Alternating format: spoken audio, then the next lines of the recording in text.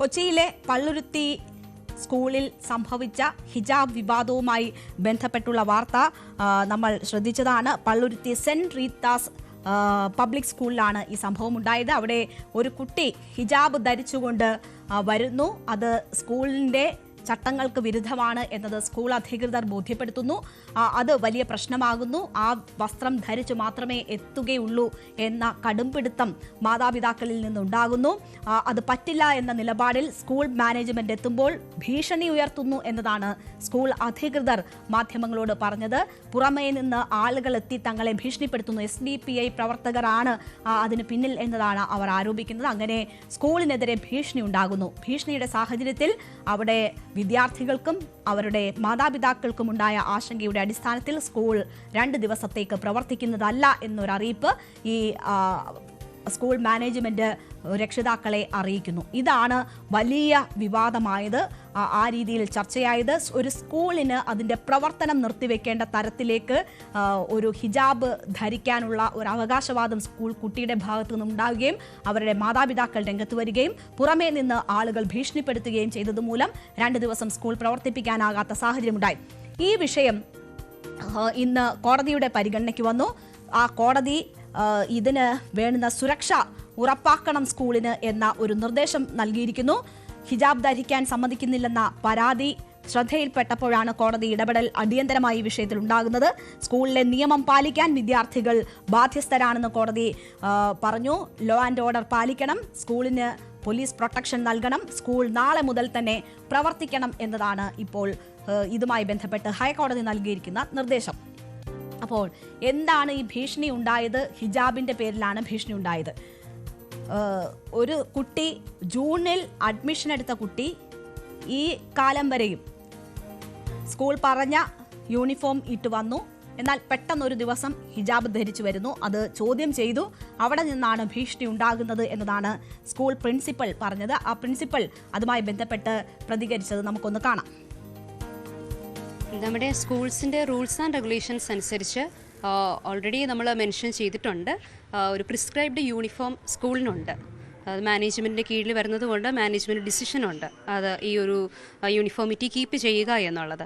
അതുപോലെ തന്നെയാണ് ഈ 30 വർഷമായിട്ട് കുട്ടികൾ അംഗീകരിക്കുന്നതും പാരൻസ് അംഗീകരിക്കുന്നതും അവരോട് നമ്മൾ അഡ്മിഷൻ എടുക്കുന്ന സമയത്ത് സംസാരിക്കുന്നതും. Still now there is no complaint from parents. Pant, shirt, coat for girls.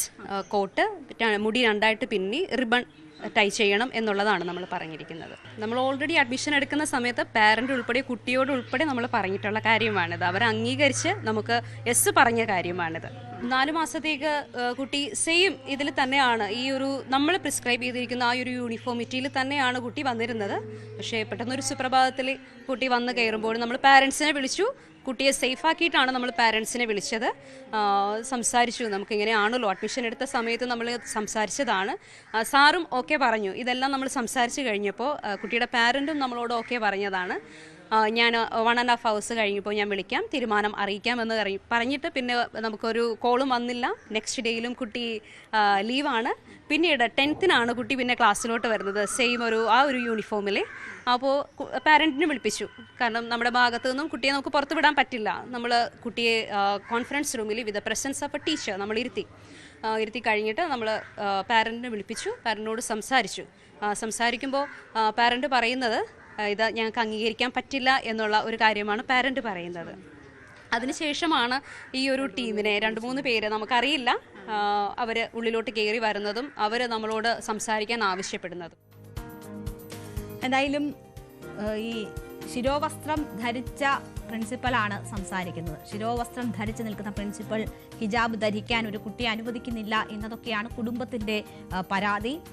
പക്ഷേ സ്കൂൾ മാനുവൽ അനുസരിച്ച് മാത്രമേ മുന്നോട്ട് പോകാൻ കഴിയൂ എന്നതാണ് മാനേജ്മെൻറ്റിൻ്റെ നിലപാട്. അത് അക്കാര്യം അഡ്മിഷൻ സമയത്ത് തന്നെ സൂചിപ്പിച്ചിരുന്നതാണ്. തങ്ങൾ ഈ രാജ്യത്തെ നിയമം അനുസരിച്ചാണ് പ്രവർത്തിക്കുന്നത് എന്നതാണ് സ്കൂൾ അധികൃതർ പറയുന്നത്. മാതാപിതാക്കൾ പറയുന്നത് പക്ഷേ ഈ കുട്ടിയെ അവർ ഭീഷണിപ്പെടുത്തി എന്ന കാര്യമാണ്. കുട്ടിക്ക് മാനസിക പീഡനം ഏൽക്കേണ്ടി വന്നു. മുഖ്യമന്ത്രിക്കും വിദ്യാഭ്യാസ മന്ത്രിക്കും ഇക്കാര്യത്തിൽ പരാതി നൽകിയിട്ടുണ്ടെന്നും കുട്ടിയുടെ പിതാവ് പറഞ്ഞു. എന്റെ മകള് തുടക്കം മുതല് സ്കൂള് ജൂൺ 1 ആരംഭിച്ച അന്ന് മുതൽ ഇന്ന് ഈ കഴിഞ്ഞ ദിവസം വരെ ഷോള് ധരിച്ചു കൊണ്ടിട്ടാണ് അവിടെ സ്കൂളിൽ ചെല്ലാറുള്ളത്. നമ്മുടെ തലയിൽ സാധാരണ ചുറ്റുന്ന ഒരു ഷോള് അത് ധരിച്ചിട്ടാണ് ഈ പിന്നെ കുട്ടി പോണത്. അവിടെ നിന്ന് അത് നിർബന്ധപൂർവ്വം അവര് അത് ഊരിക്കുമായിരുന്നു.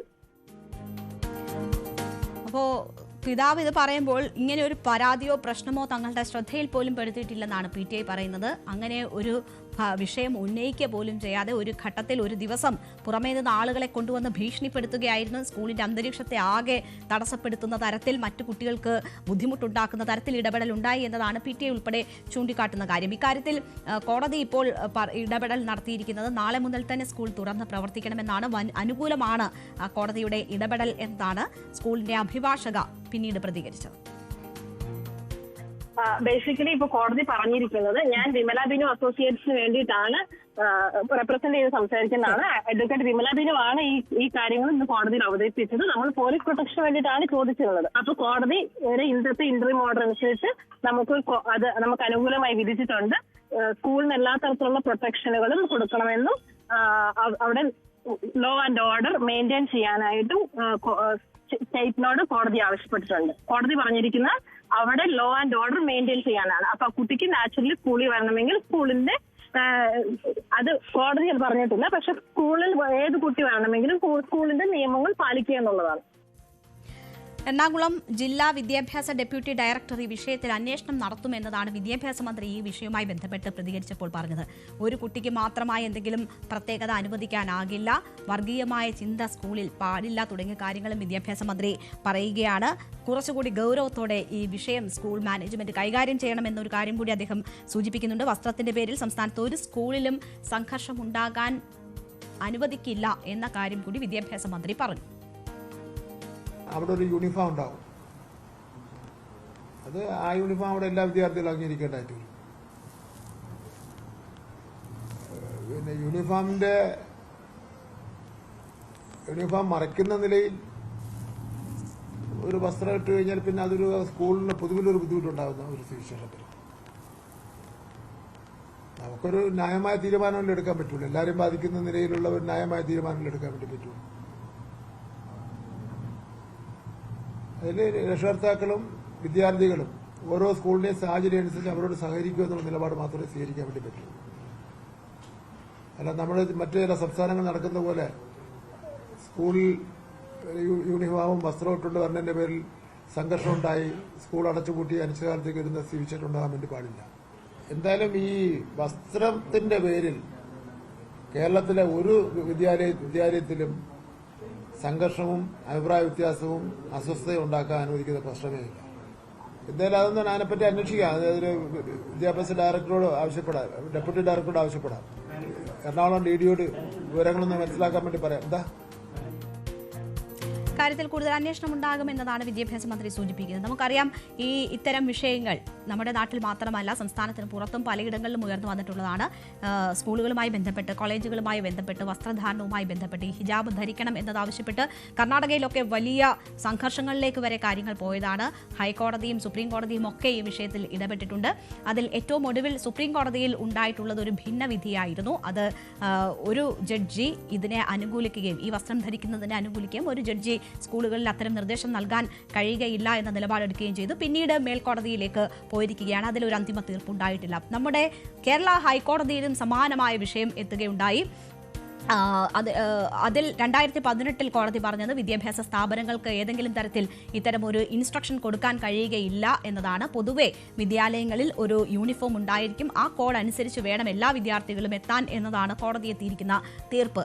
അത് വിദ്യാർത്ഥികളെ ഏതെങ്കിലും തരത്തിൽ ജാതീയമായോ മതപരമായോ ഒന്നും വേർതിരിച്ച് കാണാതിരിക്കാൻ വേണ്ടിയിട്ടാണ് അങ്ങനെ ഒരു ഓരോ സ്കൂളുകൾക്കും അത്തരം ഒരു റെഗുലേഷൻസ് ഉള്ളത്. അത് പാലിക്കാൻ എല്ലാ വിദ്യാർത്ഥികളും ബാധ്യസ്ഥരാണ് എന്നൊരു കാര്യമാണ് കോടതി വിധികളിലൂടെ ഓർമ്മിപ്പിച്ചിട്ടുള്ളത്. പക്ഷേ ഇത്തരം ആവശ്യങ്ങൾ ഉയർന്നു വരികയും പ്രശ്നങ്ങളിലേക്ക് നയിക്കുകയും ഒക്കെ ചെയ്യുന്ന സാഹചര്യങ്ങൾ പിന്നീടും ഉണ്ടാകുന്നു. ഇവിടെ ഇപ്പോൾ അതൊരു ഭീഷണിയുടെ വക്കിൽ പോലും എത്തി എന്നതാണ് മനസ്സിലാകുന്നത്.